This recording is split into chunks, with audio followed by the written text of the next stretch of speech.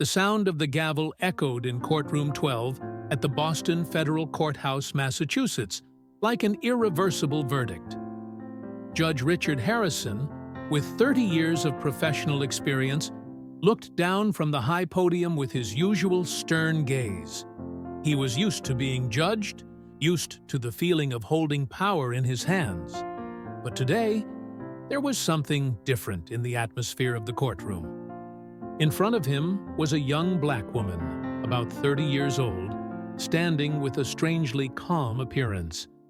She wore a simple but elegant gray business suit. Her hair was neatly tied back.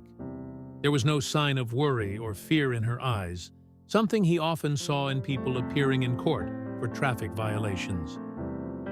"Miss Sarah Williams," his voice rang out in the quiet room, "you have been arrested for running a red light and driving 65 miles per hour in a 45-mile zone.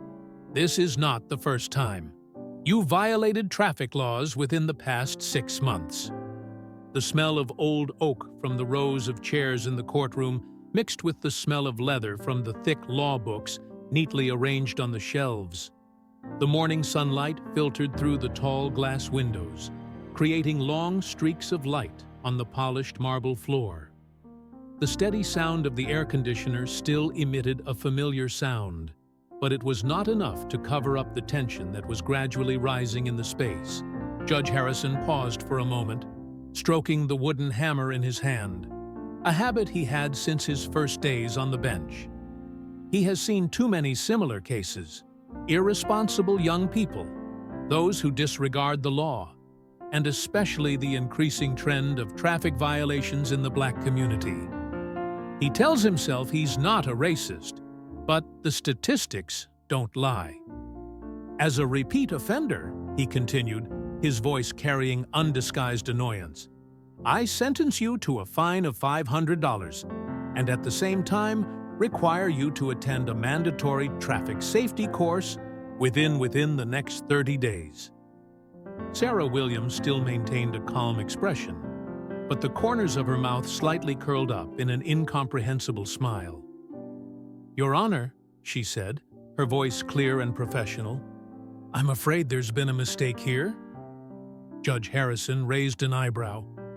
Throughout his career, he has heard all sorts of excuses, from the logical ones to the wildest stories. But something in Sarah Williams's voice made him stop. "I'm not the traffic violator you're talking about," Sarah continued, her voice calm but firm. "I am Federal Prosecutor Sarah Williams, who will represent the government in court this afternoon." These words sent an electric shock through the room. A sudden whisper rang out from the rows of seats behind. Judge Harrison felt like someone had just poured a bucket of ice water on his head. His face gradually turned red, not from anger, but from embarrassment. Sarah pulled out an identification card from her vest pocket and held it up to the court clerk. "This is my prosecutor's ID card, and here," she pulled out a folder, "are the documents for this afternoon's trial on the federal drug case that I will be prosecuting." Judge Harrison felt his throat dry. During his 30 years in this chair, this was probably his most awkward moment. Not only because he was seriously mistaken, but also because he let his prejudices influence his judgment. Sarah Williams, no, Prosecutor Williams, still stood there in a professional manner. There was no anger or resentment in her eyes, only a remarkable calmness, and perhaps a little pity. I'm sorry, Prosecutor Williams," Judge Harrison finally spoke, his voice shaking unnaturally. "There was an unnecessary mistake. It's okay, Mr. Judge," Sarah interrupted him in a professional tone. "We can all make mistakes. The important thing is to recognize and correct them." She stopped for a moment, her eyes looking straight at him. "I hope we can focus on the important trial this afternoon." The courtroom fell silent. No one said a word, but all could feel the weight of this moment. Judge Harrison felt a cold sweat run down his spine. He once prided himself on his judgment, on always being fair and objective. But today, the deep prejudices that he did not realize were painfully exposed. Sarah tidied up her documents neatly, her movements calm and professional. The gentle scent of her perfume, a delicate scent of jasmine, wafted as she moved. It was the scent of confidence and dignity, not of someone guilty, as he had unjustly accused him of being. "We'll meet again at 2 p.m., Mr. Judge," Sarah said, her voice professional but not lacking in warmth. "I believe this afternoon's case will be very important to both of us." As Sarah left the courtroom, her high heels echoing with each step on the marble floor, Judge Harrison still sat there, lost in thought. He looked down at his black cloak, a symbol of justice and fairness, and for the first time in many years, he felt unworthy of it. The sunlight still shines through the tall windows, but now it seems to carry a different message. The streaks of light on the floor are no longer simply lights, but reminders of the need to see things in a new light.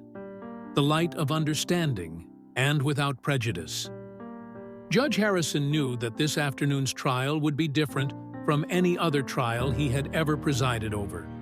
Not because of the nature of the case, but because for the first time in 30 years, he would sit there with a new awareness of himself and of the prejudices he had unintentionally nurtured all these years. In his private office, Judge Harrison sat motionless in front of the window, looking out at the bustling court square below. The wall clock struck 12 noon, the bell echoing in the quiet room as a reminder of the passage of time. 2 hours had passed since the morning incident, but the feeling of shame and torment still continued to surround his mind. On the ancient oak desk, a cup of cold coffee lay next to a pile of untouched case files. The bitter smell of coffee blends with the smell of old papers, creating a familiar space that today suddenly feels strangely strange. He reached for the photo frame on the table, a photo taken on the day he took office as a judge 30 years ago. The youthful face in the photo is full of faith and ideals of justice. 30 years, he whispered to himself, his fingers caressing the glass of the frame. 30 years, and how many judgments have been made? A gentle knock on the door interrupted his thoughts. Gloria, his personal secretary for the past 20 years, walked in with a new file.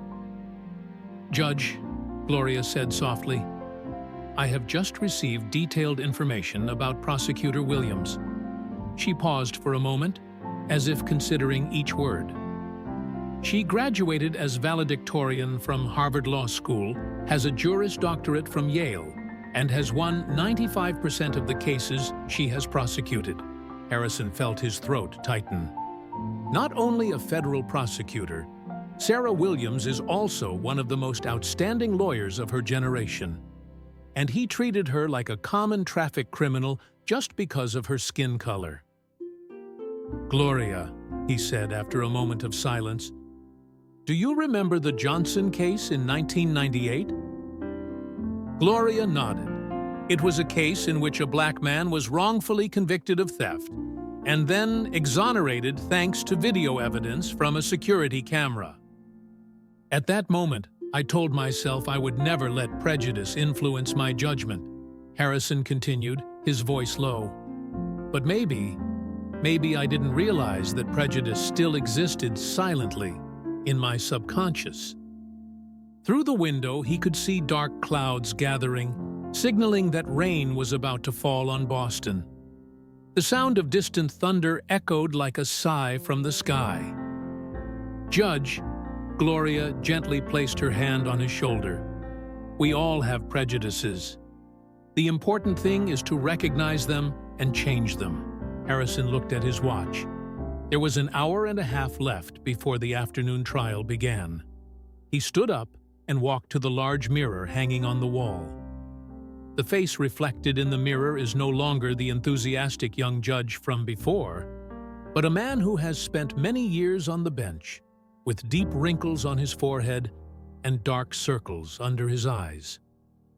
He recalled Sarah Williams' words this morning. "We all make mistakes. The important thing is to recognize them and correct them." Those words carried no resentment, only understanding and tolerance. The sound of rain began to fall outside, each drop of water hitting the window glass, creating a sad melody. Harrison walked to the bookshelf, where hundreds of law books he had accumulated over the years were stored. He pulled out an old book, Justice and Equality in the American Legal System, the first book he read when he began his career as a judge. Opening the book, the familiar smell of old paper and fading ink radiated, taking him back to his first days sitting on the judge's bench.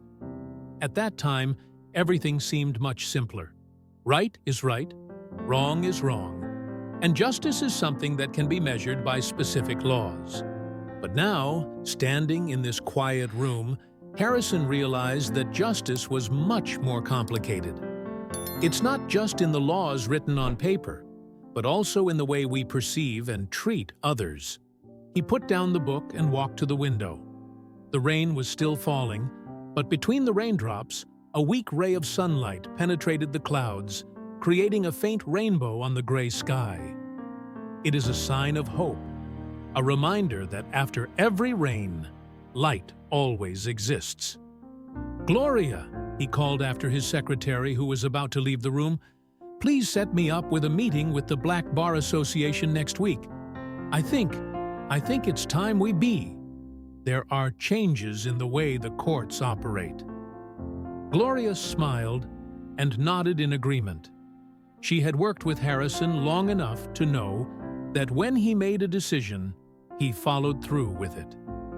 Harrison returned to his desk, this time with renewed determination. He opened the file of the drug case that was to be tried this afternoon, but his mind still lingered on the image of Sarah Williams. Not the image of the criminal he unjustly condemned this morning, but the image of a strong, intelligent, and tolerant woman. The sound of rain was still falling steadily outside, like a gentle lullaby. In the quiet space of the room, Harrison began to carefully read each page of the file, determined that from now on, each of his judgments would be based on truth and true justice, no longer influenced by unconscious bias, too. The clock struck 2 o'clock in the afternoon. The bell echoed throughout the court corridor like a solemn summons. Courtroom number 12 was filled with people. The smell of damp wood from the old chairs mixed with the smell of leather from the lawyers' briefcases, creating a familiar atmosphere of justice. Judge Harrison entered the courtroom with a strange appearance. There was no longer the usual stern look, replaced by a deep calm, as if the past hours of contemplation had left a clear mark on his face. The black robe was neatly ironed, each fold like lines of seriousness and devotion. "All rise," said the secretary's voice. The rustling of clothes and shoes mixed with the sound of dry coughs scattered throughout the room as people stood up. The afternoon sunlight filtered through the high glass windows, creating long streaks of light on the marble floor, like fingers of justice pointing forward. Sarah Williams was at the prosecutor's office, still in her elegant gray morning suit. Her black hair was neatly tied in a bun. Her eyes were shining with a belief in justice. She placed a neat stack of documents in front of her, every gesture exuding professionalism and confidence. "The case is United States of America versus Marcus Rodriguez," the clerk announced, "on charges of interstate drug trafficking and money laundering." Harrison looked down at the file in front of him, but his mind was still lingering on the morning's events. He looked up. His eyes accidentally met Sarah's eyes. There was no anger or resentment in those eyes, only the focus and determination of someone willing to fight for justice. "Prosecutor Williams," he said, his voice deeper than usual, "invites you to speak." Sarah stood up and walked forward with steady steps. The The sound of her high heels echoed on the stone floor like the notes of a symphony of justice. "Mr. Judge, ladies and gentlemen of the jury," she began, her voice clear and convincing. "Today's case is not simply about drugs and money.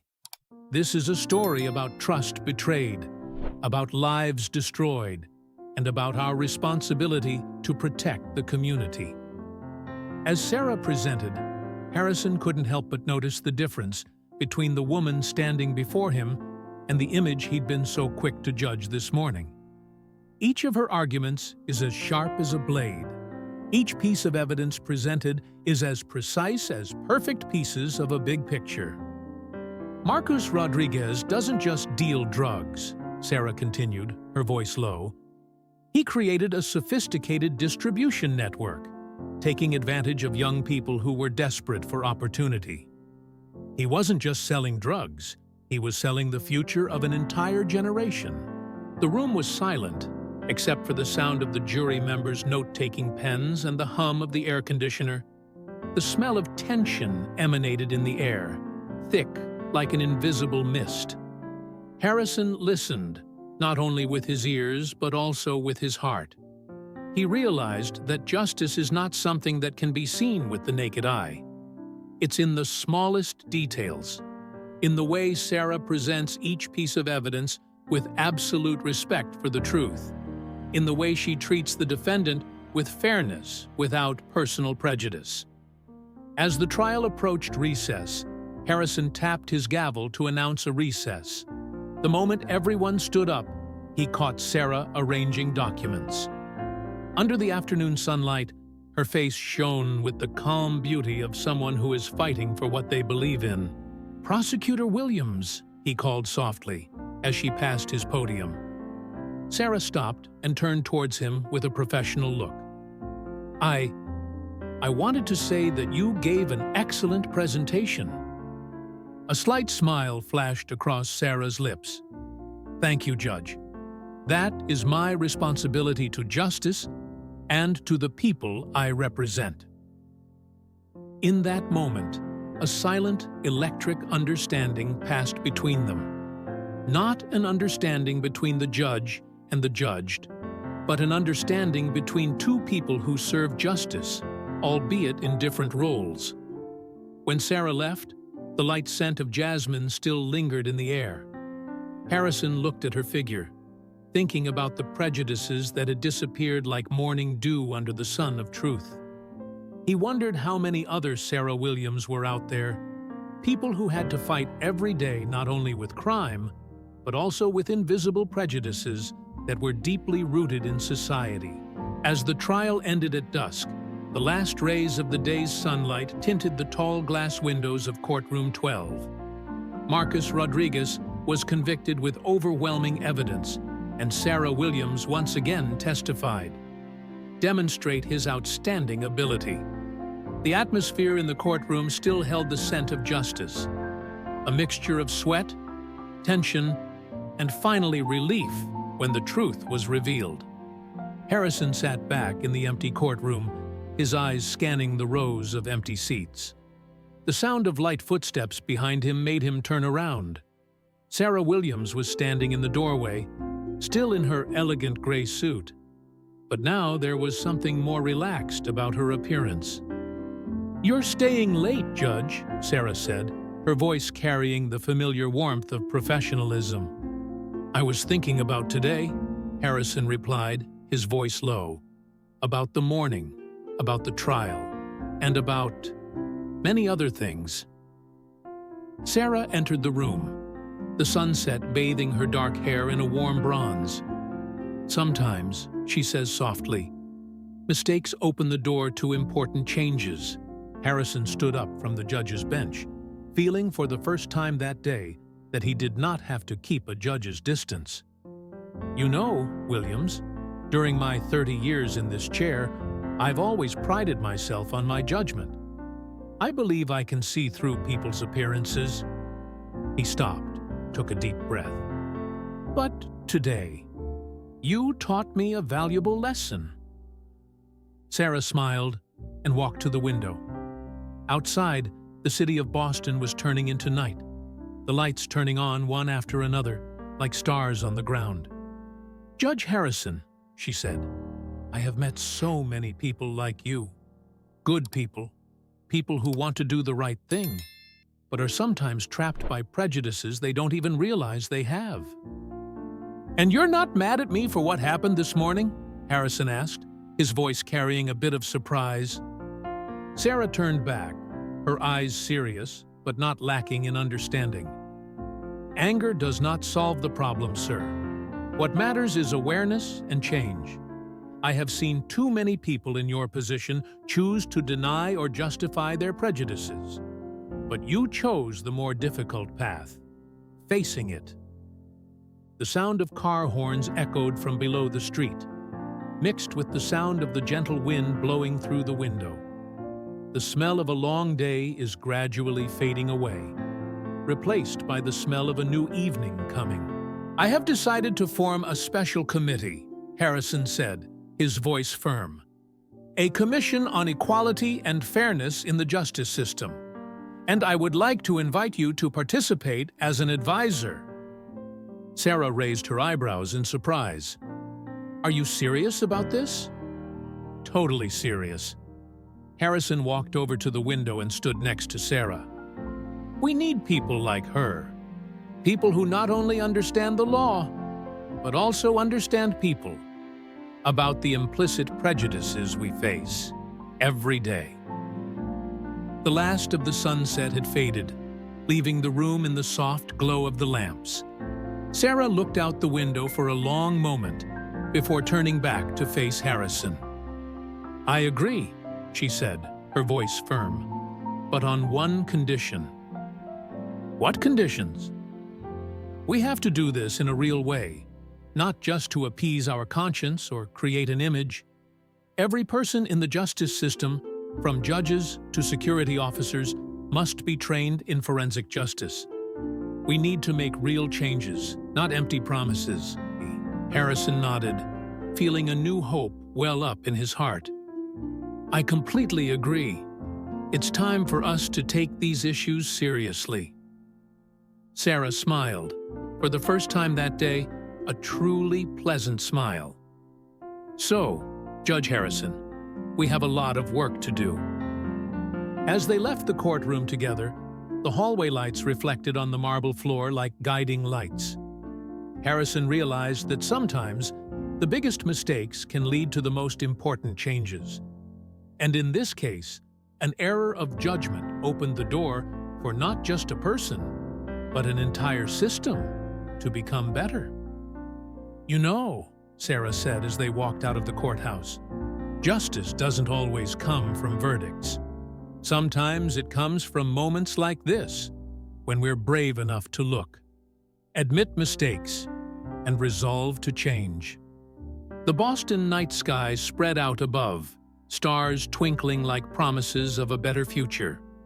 Harrison looked up at those stars and told himself that after 30 years as a judge, perhaps the most valuable lesson he had learned was not from law books or trials, but from a morning of prejudice and a prosecutor brave enough to face it with tolerance and understanding.